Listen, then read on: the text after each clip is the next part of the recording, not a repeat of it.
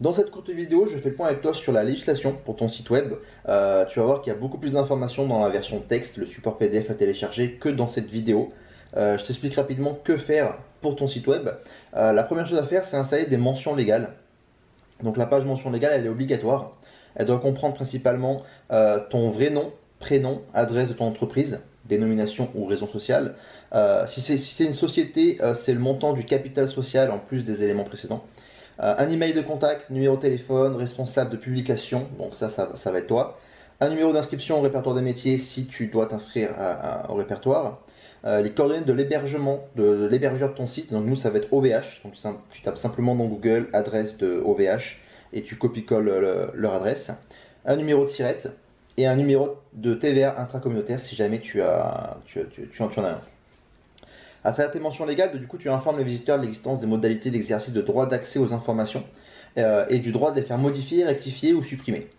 Donc si tu n'as pas de mention légale, tu risques environ 1 an de prison, 75 000 euros d'amende. Donc ça coûte pas grand chose de les faire.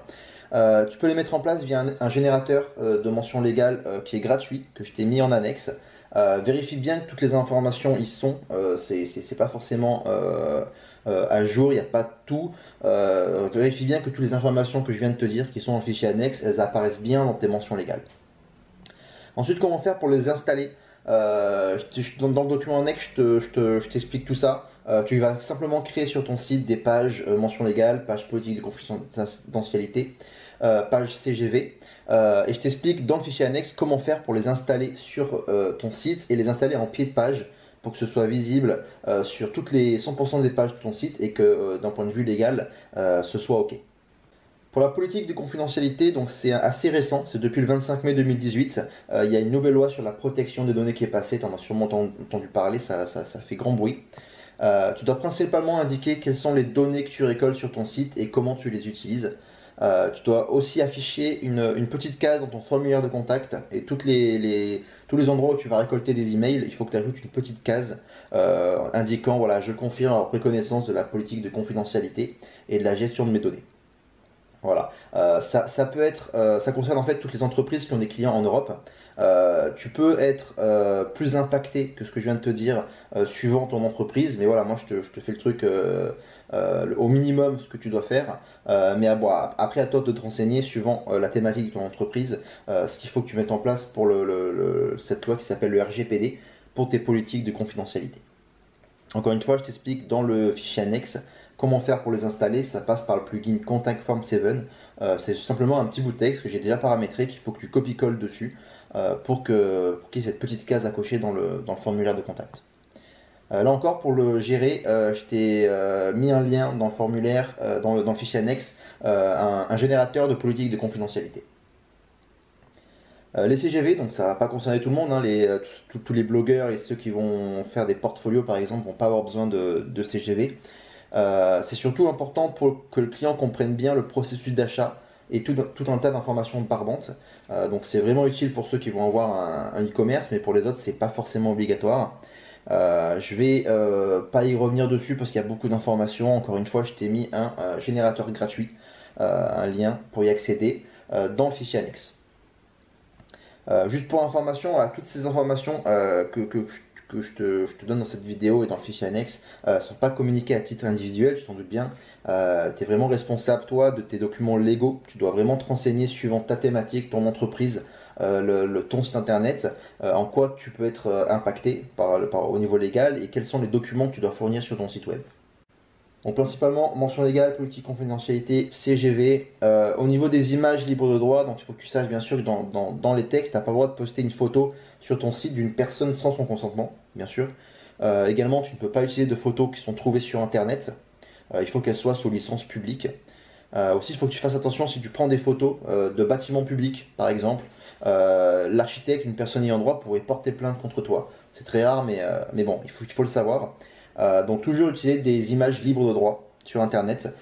Tu peux le faire dans Google Images, avec les filtres, tu peux directement le faire. Sinon, je t'explique dans la formation de niveau 2 comment faire pour trouver des images libres de droit pour ton site. Au niveau de la gestion des cookies, donc en fait le cookie c'est un traceur qui recolle des informations sur l'utilisateur, donc c'est ce qu'on a installé avec Google Analytics. ou Google Search Console, tu récoltes des données sur les utilisateurs qui viennent sur ton site, donc tu dois les informer et leur demander la permission. Donc tu peux l'intégrer facilement avec un plugin qui s'appelle Cookie Notice. Je t'ai mis le nom exact dans le fichier annexe. Voilà, très simple à utiliser, il va te permettre d'afficher une barre sur ton site, sur toutes les pages pour informer les internautes que tu utilises des cookies. Tu en as déjà sûrement dû en voir dans la plupart des sites web. Voilà, normalement c'est obligatoire, pas tous les sites le font. C'est vraiment important pour les gros sites. Moi, j'ai jamais voulu l'intégrer sur mes sites web parce que je trouvais que c'est pas bon pour l'UX, pour l'expérience utilisateur. Moi, j'aime pas beaucoup, donc je l'ai pas mis. Mais voilà, légalement, tu es obligé de le mettre sur ton site web. Le duplicate content, donc c'est pour Google le contenu dupliqué. Donc là, c'est une partie référencement naturel. D'un point de vue légal, bien sûr, tu n'as pas le droit de copier-coller un contenu. Déjà, c'est pas bien. Et en plus, c'est très mauvais pour le référencement naturel parce que Google s'en aperçoit. Et donc du coup, si ton contenu est en double, ça marche aussi pour le contenu externe, c'est-à-dire des personnes qui se copient les uns les autres, mais également si toi, tu copies du contenu en double sur ton propre site web, c'est-à-dire tu as une page avec un contenu texte, tu as le même sur une autre page. Ça, c'est pas bon non plus pour Google, mais bon, ça c'est la partie référencement. Si jamais toi, ton contenu il est plagié, il faut que tu récoltes un maximum de preuves. Par exemple des imprimés écran avec la date, des témoignages, toutes les informations. Tu constitues un vrai dossier pour au cas où tu dois porter plainte contre cette personne. Et c'est simplement de la contacter pour lui dire que il faut qu'elle retire son article, sinon tu vas porter plainte contre elle, tu pourras aller en justice. Et pour savoir que si quelqu'un te copie, tu peux, pour les images, par exemple, si quelqu'un te prend tes images, tu peux aller mettre tes images dans Google Images directement. Et donc du coup, ça va afficher toutes les pages où ton image est présente. Donc s'il y a des pages autres que la tienne, c'est que quelqu'un a pris ton image sans ton autorisation. Pour ce qui va être des articles, tu peux aussi utiliser des outils gratuits en ligne comme Siteliner ou Copyscape. Je t'ai mis les liens dans le fichier annexe. Et enfin, du coup, la dernière étape, c'est bien sûr déclarer tes revenus. Donc ça, je m'adresse principalement aux blogueurs, parce que moi j'ai été blogueur voyage aussi, je le suis toujours. Bien entendu, tu vas devoir déclarer ce que tu gagnes avec ton blog. Je sais que dans un premier temps, il y a peu de blogueurs qui le font, car il y a des revenus qui sont assez minimes. Mais si tu dépasses pas 300 euros par mois, en vrai, tu risques pas d'être trop embêté. Mais bon, le bon conseil, c'est de toujours déclarer tes revenus.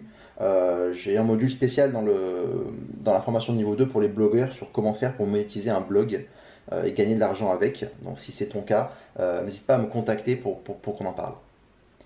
Dans la prochaine vidéo, c'est une vidéo assez courte, je vais te montrer comment faire pour créer un email professionnel.